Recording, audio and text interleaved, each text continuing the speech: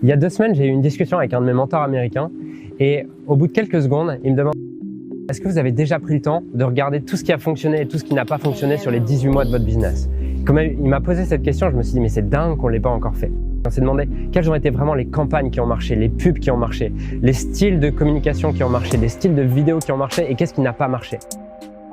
Et du coup, dans les 2 dernières semaines, ce qu'on a fait, c'est qu'on a regardé sur les 18 derniers mois et on a étudié tout ce qu'on a fait durant les 18 derniers mois pour avoir une carte précise et une stratégie précise de qu'est-ce qui fonctionne aujourd'hui, qu'est-ce qui ne fonctionne pas et comment est-ce que toi aussi tu peux utiliser tout ça pour développer ton business dans les prochains mois, dans les prochaines semaines.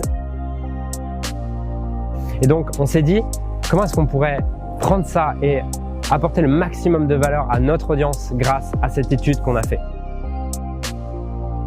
Je discutais récemment avec un ami qui a une école de coaching, de thérapie, il forme du coup des coachs et des thérapeutes et il me disait, tu sais, en fait ce qui est fou c'est que j'ai formé des milliers de thérapeutes et de coachs ces dernières années et environ 85% n'en vivront jamais. Je me suis dit, waouh, c'est dingue quand même, tellement de gens compétents, tellement de gens qui peuvent apporter aux autres et qui derrière sont incapables de faire du marketing. Et je le vois chez mes clients, chez mes prospects, chez mon audience, c'est qu'énormément de gens sont brillants et c'est peut-être ton cas. Tu fais peut-être partie de ces gens qui ont une expertise qui peut transformer la vie des gens. De ces gens qui savent qu'en une discussion, en une conversation, tu peux créer un réel impact dans la vie de tes clients, mais pour autant, tu n'arrives pas à développer ton business. Pourquoi tu as tout ça? Parce que tout simplement, tu ne maîtrises pas le marketing et la vente.